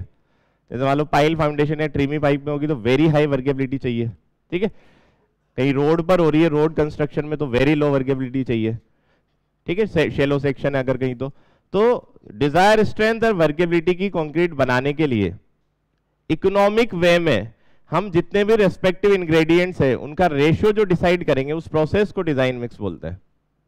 ठीक है, जो डिजायर स्ट्रेंथ और वर्केबिलिटी है वो उसको अचीव करने के लिए जो जो इंग्रेडिएंट्स है उनका रेशियो, लेकिन किस तरीके से, इकोनॉमिक वे में, उसको डिसाइड करने की प्रोसेस को बोलते हैं डिजाइन मिक्स। ठीक है, अब ये दो टाइप की होती है, एक होता है नॉमिनल मिक्स और एक होती है डिजाइन मिक्स प्रोपोर्शनिंग। नॉमिनल मिक्स पुरानी टेक्निक है, इंफीरियर जो वर्क होते हैं उनके लिए यूज की जाती थी, कन्वेंशनल टेक्निक है। इसमें हम ये मान के चलते हैं पहले से, मतलब इसमें क्या रेशियो डिसाइड हो गए पहले ही कि इतनी ग्रेड ऑफ कंक्रीट के लिए ये रेशियो है। ठीक है, अब भले ही जो आपका मटेरियल है उसकी क्वालिटी में चेंज होता रहे, हमने ये मान लिया कि ये ग्रेड ऑफ कंक्रीट बनानी है तो इतना रेशियो हमें लेना है, मतलब जो मटेरियल्स है उनकी क्वालिटी को इसमें कंसीडर नहीं किया। मटेरियल की क्वालिटी इसमें क्या आएगा, जैसे सीमेंट है, सीमेंट ज़्यादा पुराना है या उसमें थोड़ा बहुत मॉइस्चर कंटेंट आ गया तो उसका डिटोरेशन हो जाएगा, तो वो एक क्वालिटी चेक करनी होती है। मतलब डिज़ाइन मिक्स करने से पहले आपको मटेरियल की क्वालिटीज़ को चेक करना होता है। लेकिन नॉमिनल मिक्स जो प्रोसेस है उसमें इंफीरियर टाइप के वर्क के लिए डिसाइड है, तो उसमें हम मटेरियल्स की क्वालिटी को चेक नहीं करते। तो मैं वो डिस्कस कर रहा हूँ कि वो क्वालिटीज़ क्या क्या देखनी है। तो जो जो इंग्रेडिएंट्स है उनकी क्वालिटीज़ देखनी है, तो जैसे सीमेंट है तो अगर वो कहीं ना कहीं ऐसी जगह रखा जब मॉइस्चर कंटेंट के कांटेक्ट में आ गया तो उसकी कुछ ना कुछ स्पेसिफिक ग्रेविटी चेंज हो जाएगी, डिटोरेशन हो जाएगा। सेम इसी तरीके से एग्रीगेट्स है, तो एग्रीगेट्स में सबसे इंपॉर्टेंट टेस्ट होता है कि उनके अंदर मॉइस्चर कंटेंट कितना है, कि पहले से अगर पानी अवेलेबल है तो हमें उसको कंसिडर करना पड़ेगा जब उसमें हम आगे से पानी मिलाएंगे मिक्स बनाने के लिए। तो इस तरीके के टेस्ट करने होते हैं, लेकिन नॉमिनल मिक्स में इस तरह के टेस्ट का कोई प्रोविजन नहीं है। ये मान लेते हैं कि जो हमने रेशो लिया है उससे वो डिजायर स्ट्रेंथ हमें मिल जाएगी। ठीक है, फिर जो रेशो हम लेते हैं, रेशो का मतलब ये है कि जैसे सीमेंट का एक हिस्सा लेना है तो उसके कंपैरिजन में एग्रीगेट कितने लेने हैं वो हिस्सा, तो जो हम रेशो लेते हैं यहाँ पर या जो प्रोपोर्शंस लेते हैं वो लेते हैं हम वॉल्यूम के आधार पर, आयतन के आधार पर। वॉल्यूम का मतलब किसी कंटेनर में फिल करके कि भाई एक कंटेनर सीमेंट में इतना डालूंगा उस मिक्स में, तो उसके कंपैरिजन में 2 कंटेनर कोर्स एग्रीगेट इतना डालूंगा या 2 कंटेनर फाइन एग्रीगेट इतना डालूंगा। तो ये सब वॉल्यूम के आधार पर लिया जाता है। और वॉल्यूम के आधार पर लेने का नुकसान ये है कि कई बार फॉल्स वॉल्यूम भी आपको मिलेंगे। ठीक है, फॉल्स वॉल्यूम मिलता है मेनली सैंड के केस में। सैंड में क्या होगा कि जब सैंड का मॉइस्चर कंटेंट 5% के बराबर हो जाता है तो उसका वॉल्यूम 30% तक बढ़ जाता है। क्यों? क्योंकि वो एक लेयर है जो उसके सरफेस के आसपास बनती है जिससे उसका वॉल्यूम बढ़ जाएगा। तो जो फॉल्स वॉल्यूम मिल रहा है उसका कुछ प्रोविजन ही नहीं है। तो ये इसका एक और नुकसान है कि यहाँ पर वॉल्यूम बैचिंग, इसको बोला जाता है वॉल्यूम बैचिंग। जो आप बैच बनाते हो, जो आप कि भाई मेरे को इन सबको मिला करके मिक्स बनाना है, तो वो जो इकट्ठा करके रखते हैं उसको बोलते हैं बैच। तो ये वॉल्यूम बैचिंग के आधार पर है और जो कि एक तरीके से सही नहीं है, इसीलिए इंफीरियर तरह के वर्क के लिए इसको यूज किया है। फिर कुछ स्टैंडर्ड रेशियोज हैं जो कि कन्वेंशनल बुक्स में, मतलब बुक्स में मिलेंगे, लेकिन कोड ने नहीं बोला कि ऐसे रेशियो यूज करने इस पर्टिकुलर ग्रेड ऑफ कंक्रीट के लिए। तो आईएस कोड ने एक अपनी तरफ से एक अलग से टेबल दी है कि अगर आपको नॉमिनल मिक्स करना भी है, क्योंकि छोटे काम में यूज कर सकते हैं, सब तरह के टेस्ट करना फिजिबल नहीं है, तो उस केस में आप ना तो वॉल्यूम बैचिंग यूज करोगे, आप लोगे वेट के आधार पर ही, और उन्होंने अपनी तरफ से एक टेबल दी है, उस टेबल से फिर ये डिसाइड होता है। ठीक है, तो वो टेबल तक का हम देखेंगे, तो उस पर भी क्वेश्चन आते हैं। फिर डिजाइन मिक्स प्रोपोर्शनिंग क्या है? डिजाइन मिक्स प्रोपोर्शनिंग में वो सारी चीजें करेंगे, क्वालिटी जज करेंगे, हम सारी टेस्ट करेंगे, वे बैचिंग के आधार पर होगा। हाँ, वो और जो नॉमिनल मिक्स प्रोपोर्शनिंग थी उसमें सिर्फ हम स्ट्रेंथ की बात करते हैं, उसमें हम वर्केबिलिटी की बात कर भी नहीं रहे। तो वर्केबिलिटी की बात करना भी जरूरी है क्योंकि अलग अलग जगह कंक्रीटिंग होगी। तो जो डिजाइन मिक्स प्रोपोर्शनिंग है दूसरा वाला है, जिसके लिए एक अलग से कोड है, उसमें हम वेट भी कंसीडर करेंगे, क्वालिटी भी कंसीडर करेंगे, प्लस हम required strength and required workability के लिए सारे रेशियोज फाइंड आउट करेंगे। और उस प्रोसेस में ट्रायल होता है कि आपने एक रेशियो निकाला, उसको टेस्ट किया, टेस्ट करके आपने देखा कि मीन टारगेट स्ट्रेंथ के बराबर वैल्यू आ रही है या नहीं आ रही, नहीं आ रही है तो हम रेशियो को फिर से चेंज करेंगे। तो एक हिट एंड ट्रायल प्रोसेस होता है, ठीक है। तो लेकिन नॉमिनल मिक्स में तो ये मान लिया कि ये रेशियो है तो इतनी स्ट्रेंथ हमें मिल जाएगी, ठीक है। तो प्रोपोर्शनिंग क्या हो गया, मतलब जो मिक्स डिजाइन जिसको हम बोलेंगे या डिजाइन मिक्स जो हो गया, वो क्या हो गया कि वो एक ऐसी प्रोसेस है जो रिक्वायर्ड स्ट्रेंथ और वर्केबिलिटी की कंक्रीट को बनाने के लिए इकोनॉमिक वे में हम जितने भी इंग्रेडिएंट्स हैं उनके रेशियो को डिसाइड करते हैं इसमें, उसको हम बोलते हैं डिजाइन मिक्स या फिर कंक्रीट मिक्स डिजाइन, ठीक है। वो दो तरीके की होती है। तो इसमें पहले डेफिनेशन लिखेंगे, इसमें लिखना the design of A concrete mix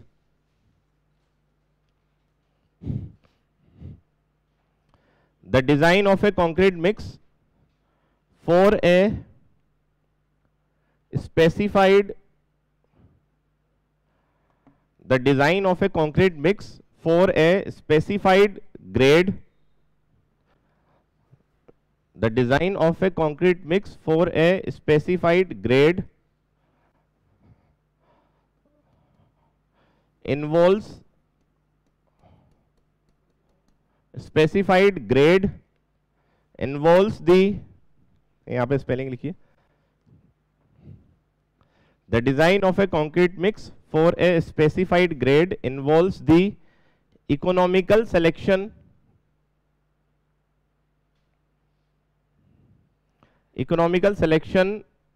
of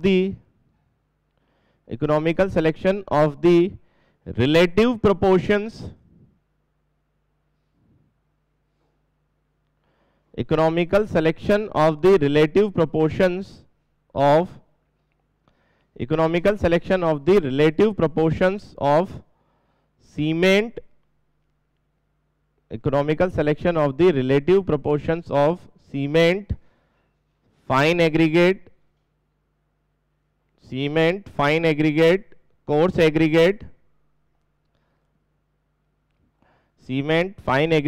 coarse aggregate, and water.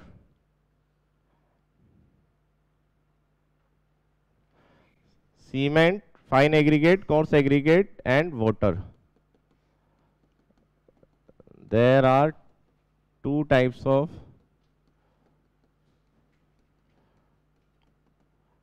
concrete mixes.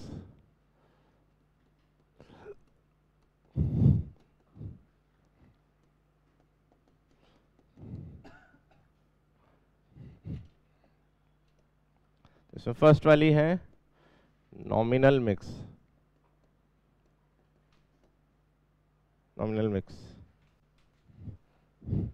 तो इसमें हमने पॉइंट्स तो डिस्कस कर लिए, सिर्फ हमें वो पॉइंट्स लिखने हैं, ठीक है। तो रेशो पहले से डिसाइड है, वॉल्यूम बैचिंग के आधार पर है, मटेरियल की क्वालिटी को कंसीडर नहीं किया जाता, वर्केबिलिटी को भी कंसीडर नहीं किया जाता है, ठीक है। और कोड में जो हम रेशियो यहाँ लिखेंगे वो कन्वेंशनल रेशियोज है, आईएस कोड ने बोला ही नहीं कि ऐसे करो, आईएस कोड ने तो अपनी तरफ से एक अलग से टेबल दी है और वो वेट के आधार पर है। फिर तो वॉल्यूम के आधार पर बैचिंग करना ही नहीं चाहिए एज पर आईएस कोड, ठीक है, क्योंकि फॉल्स वॉल्यूम मिलने के चांसेस रहेंगे। तो जो भी करोगे वो आप किसके आधार पर करोगे, वेट के आधार, क्योंकि वॉल्यूम कैसे बढ़ जाएगा, वॉइड्स के अंदर एयर फिल हो जाएगी। अब वेट निकालोगे तो एयर का तो कोई वेट होता नहीं है, तो वेट तो चेंज नहीं होगा, बट वॉल्यूम आपका चेंज हो सकता है, ठीक है ना। तो वॉल्यूम आपका चेंज हो सकता है लेकिन वेट आपका चेंज नहीं होगा, ठीक है। तो इसमें लिखेंगे point wise, a fixed proportion, मतलब फिक्स प्रोपोर्शन है, a fixed proportion like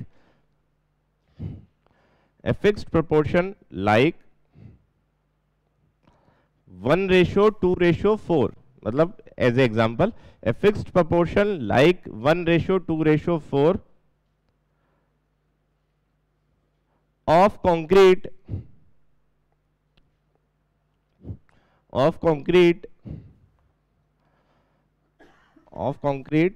showing SHOWING,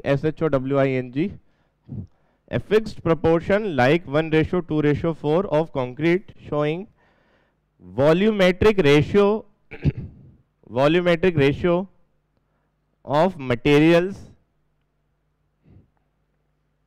volumetric ratio of materials is taken, volumetric ratio of material is taken. ठीक है, नेक्स्ट में लिखना volumetric ratio of material is taken, इसके बाद में लिखना quality of materials is not considered, quality of materials is not considered, quality of materials is not considered, quality of material is not considered. Next में लिखना generally used for, मतलब ये mix कहां use आएगा, generally used for concrete, generally used for concrete less than M20 grade, generally used for concrete less than M20 grade.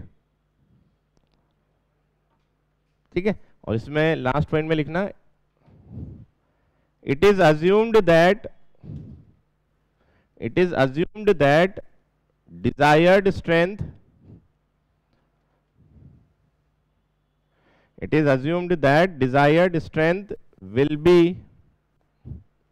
it is assumed that desired strength will be obtained, it is assumed that desired strength will be obtained। ये मान लेते हैं कि इस ratio से लिया है तो हमें ये स्ट्रेंथ मिल जाएगी, लेकिन ऐसा नहीं होता है क्योंकि बहुत सारी चीज़ों पे डिपेंड करेगी स्ट्रेंथ। बट जहाँ पर कम क्वांटिटी में रफ टाइप के वर्क आपको करने हैं तो वहाँ पर आप इसको यूज़ कर सकते हो, जिसका एग्जाम्पल जैसे पीसीसी है। जब भी कंक्रीट की फाउंडेशन होगी तो फाउंडेशन जो डायरेक्ट सॉइल के कॉन्टेक्ट में रीइंफोर्समेंट को नहीं लाते हुए क्या करते हैं कि एक लेयर बिछाई जाती है कंक्रीट की, प्लेन सीमेंट कंक्रीट की, फिर उसके ऊपर हम, क्योंकि क्या होगा ना कि आपको सरिये बांधने हैं, पहले तो रीइंफोर्समेंट का जाल बनता है फिर उस पर कंक्रीट पोर होती है, तो डायरेक्ट वो सॉइल के ऊपर सरिये बांधना तो फिजिबल तरीका नहीं है, क्योंकि अगर आप कवर ब्लॉक भी रखते हो तो मिट्टी के अंदर धंस जाएंगे। तो क्या करते हैं, लीन कंक्रीट की लगभग 100 mm, 4 इंच जिसको बोलते हैं, लगभग 100 mm की एक प्लेन सीमेंट कंक्रीट की लेयर बिछाई जाती है और उसके ऊपर फिर रीइंफोर्समेंट को टाई करना स्टार्ट करते हैं। तो वो जो इस तरह के वर्क होते हैं जैसे पीसीसी है, उसका कोई काम नहीं, वो लोड को कोई रेजिस्ट नहीं कर रही, वो तो एक प्लेन सरफेस बना रही है जिस पर हम अच्छे से रीइंफोर्समेंट को टाई कर पाए, फिर उस पर फुटिंग बना दें। तो इस तरह के जो वर्क होते हैं उसमें नॉमिनल मिक्स आप यूज कर सकते हो। ठीक है, कवर ब्लॉक आता है, नहीं नहीं पहले लगते हैं, जैसे जाल है ना, हाँ हाँ हाँ तब भी लगाएंगे। पीसीसी का सिर्फ ये काम है कि वो सॉइल का जो सॉफ्ट सरफेस थी तो वहां पर एक प्लेन सरफेस बना देगी। अब जो आपका फुटिंग में जो कवर देना है वो कवर देना ही है, मतलब वो पीसीसी में जोड़ेंगे नहीं, फिर उसको यही पूछ रहे हो ना, मतलब पीसीसी तो एक लेयर होगी सिर्फ, उसके ऊपर सरिये रख दिए, फिर सरिये के नीचे से कवर ब्लॉक लगा के सरिये को इतना ऊपर उठा दिया, फिर उसके ऊपर कंक्रीट पोर कर दी। हाँ वो कवर से अलग है, वो तो सिर्फ इसलिए कि वो रीइंफोर्समेंट अच्छे से टाई हो जाए। तो इस तरह के जो काम होता है ना इंफीरियर क्वालिटी वाले, उसमें आप नॉमिनल मिक्स यूज कर सकते हो, जनरली घरों में भी यूज कर लेते हैं लोग। तो इसलिए रिकमेंड किया जाता है अभी घर में जैसे आपको काम करना है तो एटलीस्ट फाउंडेशन और कॉलम उसकी कंक्रीट का और इन्फोर्समेंट का आप ध्यान रखो, बाकी फिर इतना ज़्यादा इंपॉर्टेंट कैटेगरी का नहीं होता क्योंकि मैक्सिमम लोड कॉलम और फाउंडेशन ही रजिस्ट करते हैं। तो उसमें आप आरएमसी वाली कंक्रीट मंगा लेते हो, रेडी मिक्स कंक्रीट आती है, वो कंट्रोल्ड वे में बनती है बैचिंग प्लांट में, उसमें आती है ट्रक में, और वो जब आपको चाहिए होती है जितनी क्वांटिटी चाहिए होती है वो उस टाइम में कंक्रीट प्रेजेंट हो जाती है। ठीक है, तो आप वो मंगाओ, बाकी के लिए आप मैनुअल वाली जो नॉर्मल जो मिक्स से बनती है वो बना सकते हो। ठीक है, तो इन्फीरियर क्वालिटी में नॉमिनल मिक्स यूज कर सकते हैं। अब कुछ रेशियोज देखेंगे ग्रेड के अकॉर्डिंग जो आपको ध्यान रखने, कई बार क्वेश्चन पूछ लेते हैं, बट वो आईएस कोड के रेशियोज नहीं है, वो कन्वेंशनल चीजें हैं जो बुक्स में मिलेंगे आपको। आईएस कोड ने बोला नहीं है कि ऐसे रेशियो अपनाने, आईएस कोड का तो फिर हम उसके बाद में लिखेंगे। ठीक है, तो कुछ रेशियोज हैं वो मैं लिख रहा हूँ, कुछ आपको पता भी होंगे। तो ग्रेड के अकॉर्डिंग रेशियोज है M5, M7.5,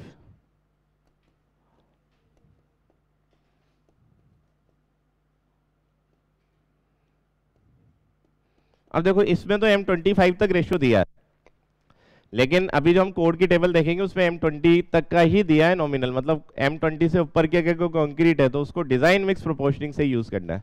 ठीक है, तो यहाँ हम M25 का लिख तो रहे हैं, लेकिन कोड जो बोलता है, कोड ये बोलता है कि M20 से ऊपर की कंक्रीट के लिए आपको डिजाइन मिक्स प्रोपोर्शनिंग यूज करनी पड़ेगी, और उसके लिए एक अलग से कोड है, ठीक है, IS 10262, तो वो अभी मैं नाम लिखा दूंगा, तो उसमें पूरा प्रोसीजर दिया हुआ है। तो ये रेशियोज जो है क्या होंगे रेशियो,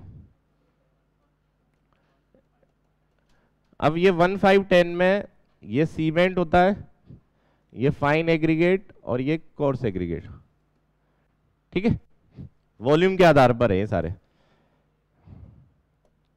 फिर ये एक एक कम होता जाएगा यहां पर,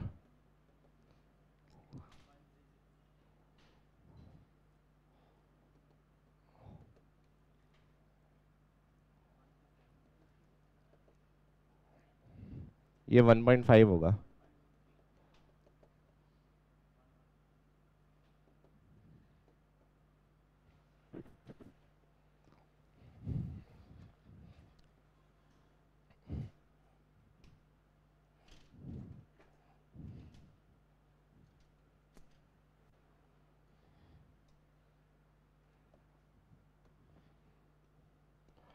IS 456:2000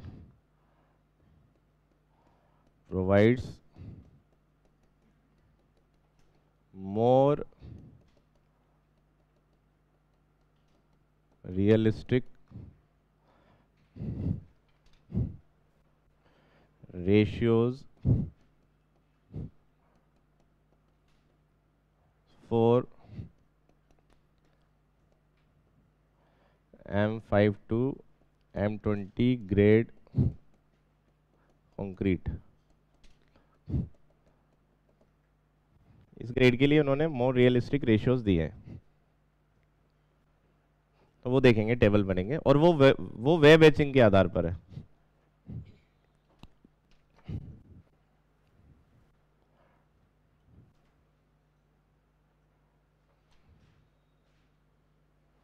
तो जनरली जो छोटे प्रोजेक्ट होते हैं रेजिडेंशियल वाले, उसमें पीसीसी जो होती है वो M7.5 की होती है, 148 की, ठीक है, मतलब जो जनरल प्रैक्टिस है, तो वो नॉमिनल मिक्स से होती है। तो यहाँ टेबल देखते हैं, इस टेबल में ग्रेड ऑफ कंक्रीट के अकॉर्डिंग पर 50 केजी ऑफ सीमेंट के हिसाब से कितना टोटल कोर्स एग्रीगेट और फाइन एग्रीगेट लेना है, और कितना आपको वाटर लेना है वो दिया गया है। पर 50 केजी ऑफ सीमेंट के अकॉर्डिंग, मतलब आप 50 केजी का सीमेंट अगर लेते हो तो उसके हिसाब से कितना कोर्स एग्रीगेट फाइन एग्रीगेट लोगे और कितना वाटर लोगे, ठीक है।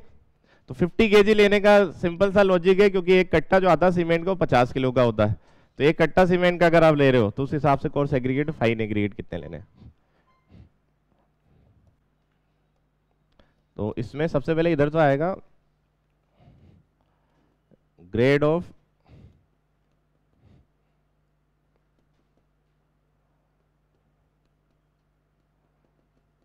कंक्रीट, कंक्रीट की ग्रेड, फिर दूसरी तरफ आएगा total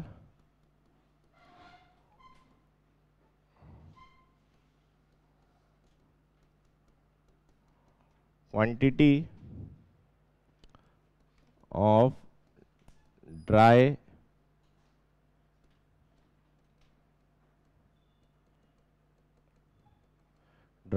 aggregates by mass per 50 kg of cement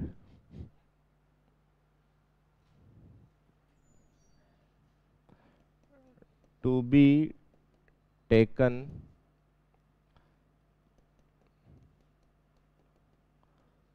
as the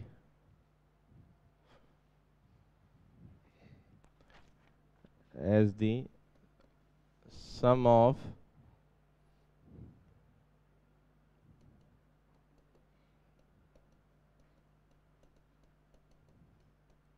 individual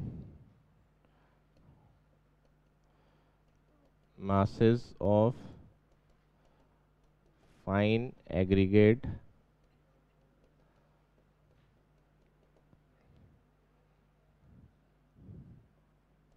and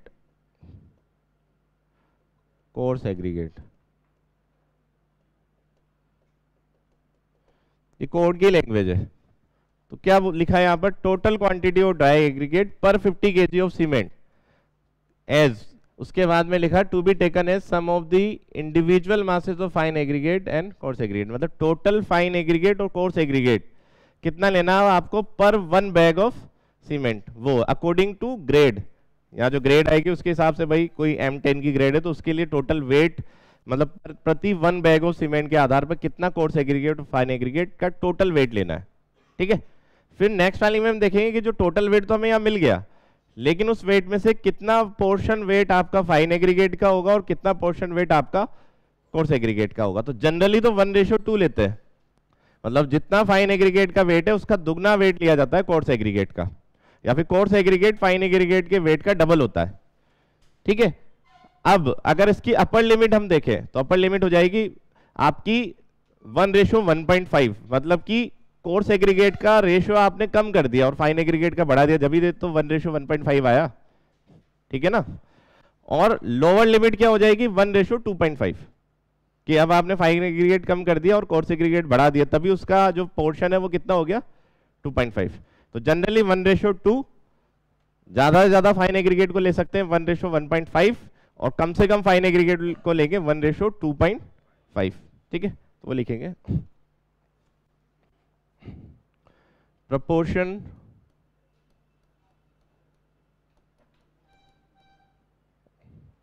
of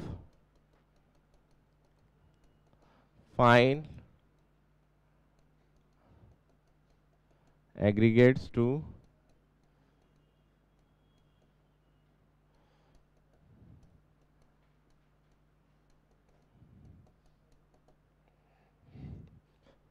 by mass।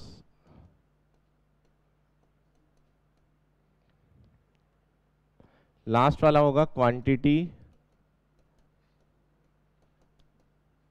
Of water पर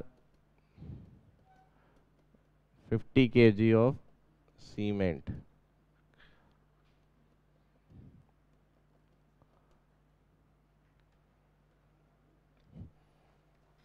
ठीक है, लास्ट अभी इससे पहले जो रेशियो था उसमें पानी का कुछ था ही नहीं कि कितना वाटर आपको उसमें मिलाना है।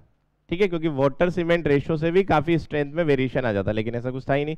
तो इसमें IS कोड की टेबल में वाटर का भी इफेक्ट दिया हुआ है, मतलब वाटर की भी क्वांटिटी के बारे में बताया कि आपको ग्रेड के हिसाब से कितना पानी लेना है।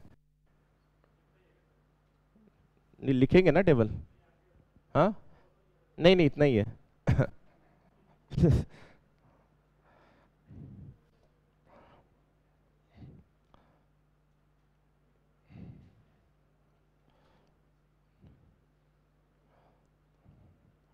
M5 के लिए एग्रीगेट्स का जो रेशियो है, टोटल एग्रीगेट लेंगे हम प्रति 50 kg ऑफ सीमेंट के अकॉर्डिंग 100 kg फाइन एग्रीगेट और कोर्स एग्रीगेट का वेट। ठीक है, प्रोपोर्शन के लिए यहां पे लिखा है जनरली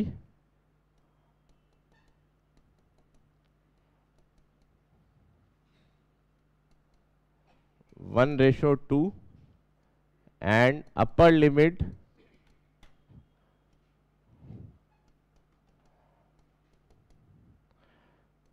1:1.5 and lower limit 1:2.5। ठीक है, ये तो एक बार के लिए मतलब वन टाइम लिखना था सिर्फ कि जनरली 1:2 लेंगे। अपर लिमिट क्या हो जाएगी कि हम अपर लिमिट इसलिए बोल रहे हैं कि रेशियो है फाइन एग्रीगेट से कोर्स एग्रीगेट का, तो फाइन एग्रीगेट को ज्यादा से ज्यादा आप कितना ले सकते हो कि टोटल वेट ऑफ एग्रीगेट में से जो फाइन एग्रीगेट और कोर्स एग्रीगेट का रेशियो आ जाएगा 1:1.5। तो 1:1.5 की तरफ हम अगर आए हैं तो हमने किसका प्रोपोर्शन बढ़ाया? फाइन का। समझ में आ रहा ना, अपर लिमिट और लोअर लिमिट क्या हो जाएगी 1:2.5। तो फाइन एग्रीगेट का प्रोपोर्शन कम कर दिया। तो जनरली 1:2 लेते हैं, अगर ज्यादा से ज्यादा लेना है तो 1:1.5, और अगर कम से कम तक भी हम जाते हैं तो 1:2.5। और वाटर जो होगा M5 के लिए वो होगा 60 kg पर 50 kg ऑफ सीमेंट। फिर नेक्स्ट वाली ग्रेड है M7.5, इसमें वेट एग्रीगेट का कम होगा। बाइंडिंग मटेरियल बढ़ाने के लिए ये रेशियो यही रहेगा, और इसके बाद में ये हो जाएगा आपका 45।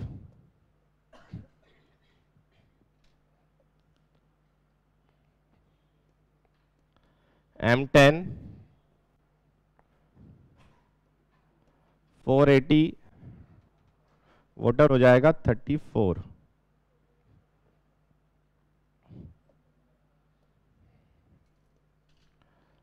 M15 330 वोटर हो जाएगा 32। और लास्ट में, हाँ पानी भी केजी में, पानी में केजी और लीटर में कुछ फर्क नहीं पड़ेगा, कल समझ में आया था। वैसे केजी में मतलब जितना केजी उतना ही लीटर है पानी का, है ना? तो केजी में, लेकिन वो भी मतलब केजी बोलो लीटर बोलो बात एक ही है। हाँ, कहाँ पर 300 है? 330 है, 330 ही है, 330 ही है। 300 है, 330 है। तूने गलत लिख दिया तो मुझे डायरेक्ट गलत ठहरा दिया। तो वो बोल रहे ना 330 वाले। हाँ 300 कर लेना भाई, किसी से गलती से 330 की जगह 300 लिखा गया होगा तो, है ना? M20 250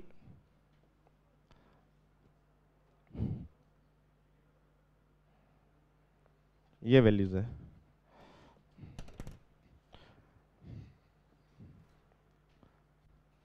तो IS कोड तो बोलता है कि आप इस तरीके से करो, नॉमिनल मिक्स अगर करना है तो उस तरीके से मत करो, क्योंकि वे बैचिंग में हमारे फॉल्स डेटा आएंगे।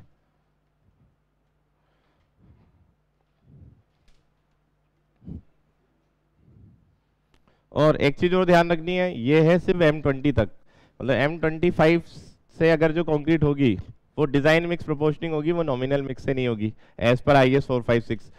इधर आपने लिखा तो है रेशो M25 के लिए 1:1:2, बट कोड ये बोलता है कि आप M20 तक ही नॉमिनल मिक्स लोगे, उसके बाद में डिजाइन मिक्स प्रोपोर्शनिंग आप करोगे। और वो करने के लिए आपको जो मटेरियल होंगे जिससे कंक्रीटिंग होने वाली है उनकी टेस्टिंग करना जरूरी है, प्लस स्ट्रेंथ के साथ में किस वर्केबिलिटी की कंक्रीट चाहिए वो भी स्पेसिफाई होगा, तब जाकर के वो पूरी प्रोसेस होगी। वो जो कोड है IS 10262 उसमें पूरा एक न्यूमेरिकल दिया हुआ है कि कैसे कैसे आपको मिक्स प्रोपोर्शनिंग करनी है।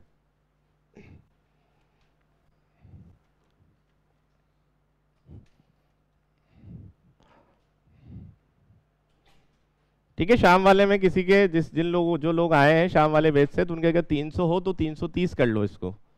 है कुछ लोग मुझे दिख रहे हैं, पढ़ा नहीं रहता क्या तू शाम को? हाँ, तो जिनके अगर बाई मिस्टेक अगर ऐसा लिखने में आ गया हो तो आप करेक्शन कर लेना, वो चीज़ें ह्यूमन एरर हो सकती है। ठीक है,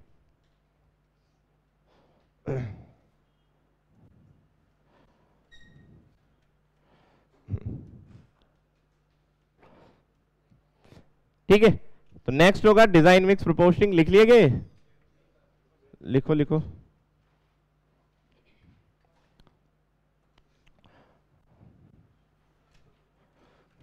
देखो अब आपके है ना दो एग्जाम, जिन लोगों ने DDA फिल किया है और जिन लोगों ने DLB का भी फिल किया है, तो दो एग्जाम अभी है, मतलब इन फ्यूचर में जिसको आप टारगेट बना सकते हो।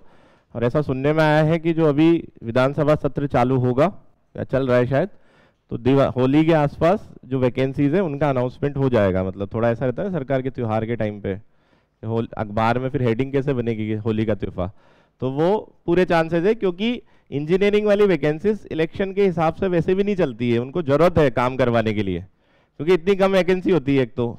अब टीचर की आ रही 40,000 70,000, वो इलेक्शन को पोलराइज करती है। इंजीनियरिंग वैकेंसी इलेक्शन को पोलराइज नहीं कर पाएगी। इंजीनियरिंग वैकेंसी तो जरूरत के हिसाब से निकाली जाती है कि भाई पानी कैसे पिलाएंगे, प्रोजेक्ट है तो आपकी वैकेंसीज आएंगी, तो मार्च के आसपास चांसेस है। बट जो अभी है वैकेंसीज जिनके एग्जाम है, हम उन पे तो फोकस करें कम से कम। तो DLB वाला एग्जाम अब नज़दीक आ गया, तो आपको मतलब जो जो सब्जेक्ट हो रखे हैं उनके एटलीस्ट रिवीजन स्टार्ट करना और वो चालू कर देना चाहिए। RPSC की खासियत है कि सिलेबस से आउट वो पेपर नहीं देते, वो उनके पेपर थोड़े से तरीके वाले आते हैं, सिस्टमेटिक वे वाले पेपर बनाते हैं आरपीएससी के जो भी पेपर आते हैं। ऐसा नहीं होगा कि बिल्कुल ही वेरिएशन आ जाएगा कि बहुत टफ आ गया पेपर, बहुत इजी आ गया, ऐसा नहीं होता है। आप लास्ट ईयर के आरपीएससी के जितने भी पेपर हैं उनको एक बार फॉलो करोगे तो आपको एक जनरल ट्रेंड सा पता चल जाएगा। ज़्यादा टफ नहीं आता है कुल मिला के, और ज़्यादा ईजी भी नहीं आएंगे, और अच्छे आएंगे। और जीके जो है, जीके में भी उनकी खासियत है कि वो जीके में इतना वेरिएशन उनका नहीं आता है। जीके के जो पर्टिकुलर टॉपिक्स है आप उनको एक बार सेलेक्ट कर करके उनको पढ़ोगे ना तो आपको बहुत बेनिफिट मिलेगा। ठीक है, तो टाइम, अब इतना टाइम सफिशिएंट है कि आप उस एग्जाम को क्रैक कर सकते हो। सीट्स मत देखो कि सीट कम है, ये है वो है, ऐसे सोच के चलोगे तो फिर तो कुछ नहीं होना। आपको तो ये देखना है कि एक सीट चाहिए तो वो मेरा हो जाएगा इसमें, और ऐसे लोगों के होते हैं सिलेक्शन। डीडीए वाले एग्जाम अब उनका क्लियर हो गया तो ले लेंगे 1-2 महीने में। उनका पहले केस चल रहा था ना, तो आप लोगों को अलाउ कर दिया, तो अब ले लेंगे वो। डीडीए के साथ, डीडीए की एक क्वालिटी है कि डीडीए में 4 साल में वो प्रमोशन हो जाता है, 4-5 साल में लगभग, तो जेई से यही बन जाते हैं वो लोग, है ना। पोस्ट वही है जैसे जेडीए है वैसे डीडीए है ना, तो जॉब तो अच्छी है। और डीएलबी में भी जो एई बने हैं तो वो लोग भी मतलब बन गए सारे एग्जीक्यूटिव इंजीनियर। जो जिन लोगों ने 2017 में ज्वाइन किया था एज ए एई, वो अभी 2022 और 23 मतलब इस दौरान एक्सियन बन गए। तो 30-32 साल के एज वाले लोग हैं, कुछ तो 30 से भी कम के, तो वो एक्सियन बन चुके हैं। तो एग्जीक्यूटिव इंजीनियर अपने आप में एक बड़ी पोस्ट होती है, तो इसलिए जॉब अच्छी है ना। प्रमोशन का भी तो देखना पड़ता है ना सिनेरियो। फिर काम अभी क्या है कि अर्बन डेवलपमेंट तो कुछ हुआ ही नहीं, तो अर्बन डेवलपमेंट बहुत ज़्यादा होगा, तो ये राइजिंग वाले डिपार्टमेंट है सारे। डीएलबी हो गया, जैसे उधर डीडीए हो गया, या फिर वाटर सप्लाई इरीगेशन वाले, तो ये राइजिंग डिपार्टमेंट, इसमें बहुत काम जनरेट होंगे। सिटीज़ को स्मार्ट बनाना, अभी कहाँ स्मार्ट बनी सिटी, अभी तो इंट्रोड्यूस हुआ है टर्म की स्मार्ट सिटी। अभी तो एक चीज चालू हुई है राजस्थान में कि सिग्नल लेस बनाना सिटीज को, जो कोटा में पूरा हो गया, कंप्लीट है, सक्सेसफुल है। कोटा में आप एंटर करोगे, कोटा से निकलोगे, आपको गाड़ी रोकने की जरूरत नहीं पड़ेगी, सिग्नल ही नहीं है वहां पर, सिग्नल लेस सिटी। अब क्या होगा कि सारी सिटीज को उस तरीके से डेवलप करेंगे, जिसमें जयपुर में 3 जगह स्टार्ट भी हो गया, जैसे B2 बाईपास, वहां पर वो सब कुछ, जैसे एक तो फ्लाईओवर बन रहा है, एक अंडरपास, लक्ष्मी मंदिर सिनेमा, जहां पर ज़्यादा ट्रैफिक रहता है ना उनको कवर कर रहे हैं। तो लक्ष्मी मंदिर सिनेमा और ओटीएस जो ये जो MNIT के सामने वाला जो सर्कल है ना वहाँ पर, तो ये चीज़ें कोटा में हुई, फिर जयपुर में होंगी, फिर जयपुर को देख करके और सिटीज़ में होंगी, फिर सिटीज़ को देख करके टाउन में होंगी। तो ये प्रोसेस तो चलती रहेगी। फिर किसी जगह कुछ नया हो गया तो फिर और जगह होगा, मतलब राइजिंग डिपार्टमेंट है। आप इन डिपार्टमेंट में रहोगे तो हमेशा आपका टाइम टू टाइम प्रमोशन होगा और आपको अच्छे अच्छे प्रोजेक्ट्स मिलेंगे। ठीक है, तो अर्बन डेवलपमेंट सिर्फ एक PWD एक ऐसा डिपार्टमेंट है जो स्टैग्नेंट है। स्टैग्नेंट का मतलब है कि उनके जो काम थे वो काम डिसाइडेड है, उनमें अब कुछ एक्स्ट्रा काम तो आएगा नहीं, और जो डिपार्टमेंट है वो भी खुद के लेवल पे करने लग गए। लेकिन वो डिपार्टमेंट थोड़ा इस टाइप का है कि व्हाइट कॉलर जॉब है, वहाँ जाके थोड़ा आपको ऐसा लगेगा कि आप वहाँ का जेई, ऐसा बोला जाता है कि PWD का जेई PhD के AE से भी बड़ा होता है, मतलब हेडेक वाइज और वो चीज़ें। ठीक है, और जो इरिगेशन और PhD है ये भी राइजिंग है, क्योंकि पानी की समस्या बढ़ेगी, कम नहीं होगी। और जहाँ जब तक डैम नहीं बनाओगे तब तक पानी की सप्लाई नहीं होगी, और डैम बना दोगे तो उसकी बन जाएगा, पानी स्टोर हो जाएगा, तो लोगों को बांटना पड़ेगा। तो PhD की जरूरत है, मतलब दोनों साथ में चलेंगे, WRD PhD, तो ये वाले डिपार्टमेंट है। ठीक है, तो आपको तैयारी स्टार्ट कर देनी चाहिए। नेक्स्ट हम लिखेंगे डिजाइन मिक्स प्रोपोर्शनिंग।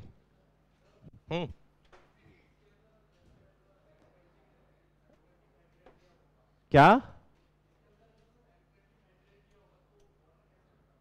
कैसे? M25 के लिए करना ही नहीं है नॉमिनल मिक्स, नहीं M25 के लिए करना ही नहीं है नॉमिनल मिक्स। अगर M25 की कंक्रीट है तो जो डिजाइन मिक्स प्रोपोर्शनिंग है ना, उससे आपको पूरा एक प्रोसीजर फॉलो करना पड़ेगा। डायरेक्टली आप ऑब्जेक्टिव वे में नहीं बता सकते कितना मोटर लगेगा। ठीक है, सारे जो मटेरियल है, सैंड, कोर्स, एग्रीगेट, उनकी ग्रेडेशन, उनके टेस्टिंग सारी, उसके बाद में प्रोसीजर फॉलो होगा, वर्केबिलिटी को कंसीडर करते हुए फिर जाकर के लास्ट में वैल्यू आती है। तो ऑब्जेक्टिव नहीं आएगा। हाँ, नहीं ऐसे डायरेक्टली तो कैसे निकालेंगे, नहीं। क्या होता है, जैसे आप अगर वर्किंग प्रोफेशनल हो तो वो जो डिजाइन मिक्स प्रोपोर्शनिंग में अभी कोड का नाम लिखाऊंगा, उस कोड का एक एक्सेल प्रोग्राम बनता है। ठीक है, तो उसमें जो वेरिएबल डेटा है, वेरिएबल डेटा क्या हो सकता है कि सैंड की स्पेसिफिक ग्रेविटी और वाटर कंटेंट, ऐसे ही एग्रीगेट का वाटर कंटेंट, और जो सीमेंट आपका जिसको बना रहे हो उसका वाटर कंटेंट, और कितनी वर्केबिलिटी होनी चाहिए और कितनी मुझे स्ट्रेंथ चाहिए, ये वेरिएबल डेटा है। वो डेटा डालोगे तो अपने आप वहां पे रेशो आ जाएगा। तो वो ऑब्जेक्टिव क्वेश्चन तो नहीं बनेगा उसका, ठीक है, वो पूरा प्रोसीजर फॉलो करना पड़ता है, ठीक है। तो नेक्स्ट होगा design mix प्रोपोर्शनिंग।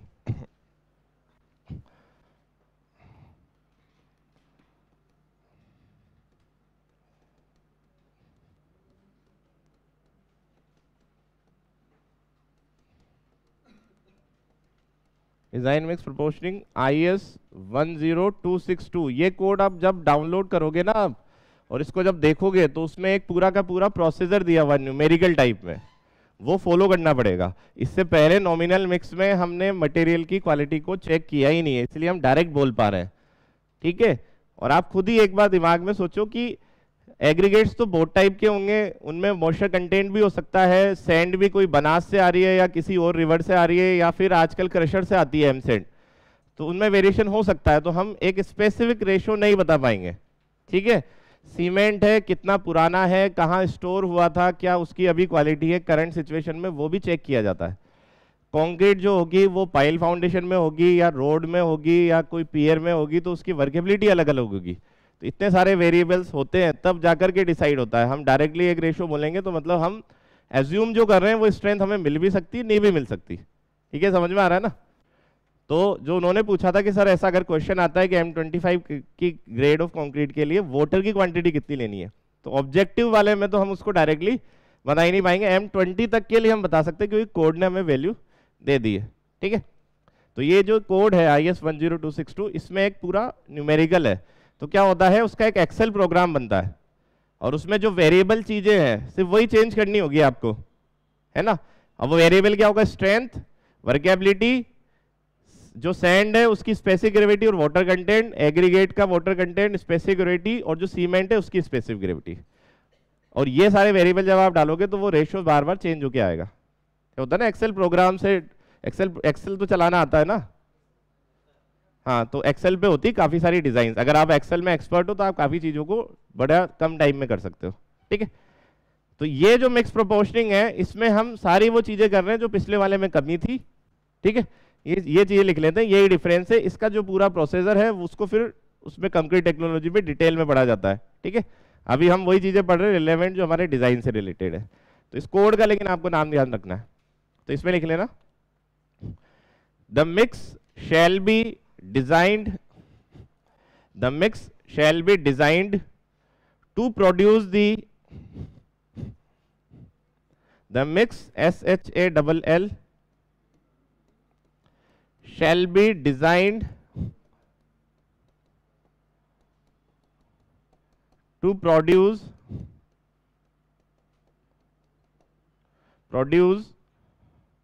the grade of concrete. The mix shall be designed to produce the grade of concrete having the required workability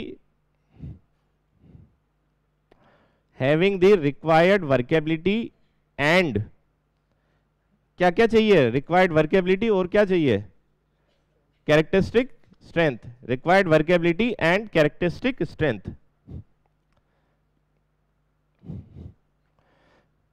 required workability and characteristic strength, तो दो टारगेट है हमारे, रिक्वायर्ड वर्केबिलिटी और कैरेक्टरिस्टिक स्ट्रेंथ। ये decide होगा तब हम इस प्रोसीजर को चालू करेंगे। तो इसमें आगे लिख लेना, quality of materials is considered, quality of material is considered, quality of materials is considered.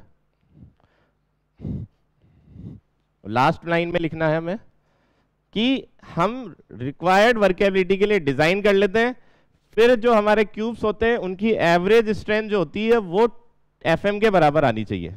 मतलब मैंने M30 का लिया कि भाई हम M30 ग्रेड की कंक्रीट बना रहे हैं, तो उससे इसका पूरा प्रोसीजर फॉलो करके एक रेशो आएगा, उस रेशो से क्यूब कास्ट किए, क्यूब कास्ट करके जब उनको तोड़ के देखेंगे तो उनकी एवरेज स्ट्रेंथ 38.25 के बराबर आनी चाहिए। अगर उसके बराबर नहीं आती है तो हम फिर रेशियोज को चेंज करेंगे। तो हिट एंड ट्रायल प्रोसेस होती है, एक बार में आपको पर्टिकुलर रेशियो नहीं मिलेगा, ठीक है। यही प्रोसीजर होता है। और जो ये जो बैचिंग प्लांट वाले होते हैं, आरएमसी वाले, तो उनके क्या होता है ना कि वो जो मटेरियल्स है उनकी क्वालिटी के जो क्राइटेरिया है वो फिक्स होते हैं, इसलिए वो उस हिट एंड ट्रायल को नहीं करते हुए उनके पास एक पर्टिकुलर रेशियो होता है, उस रेशियो से बनाते रहते हैं हर बार।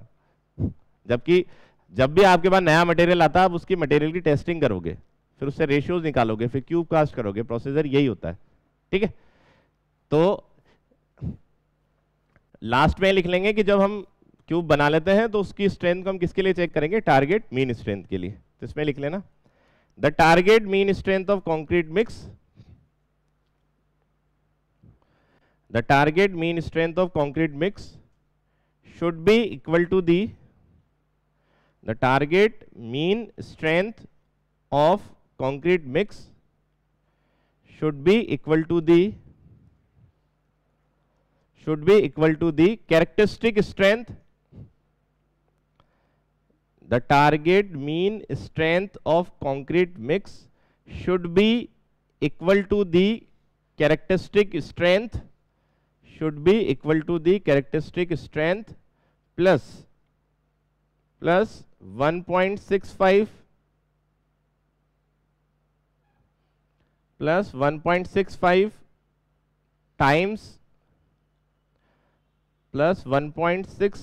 times of standard deviation, plus 1.65 times of standard deviation, 1.65 times of standard deviation।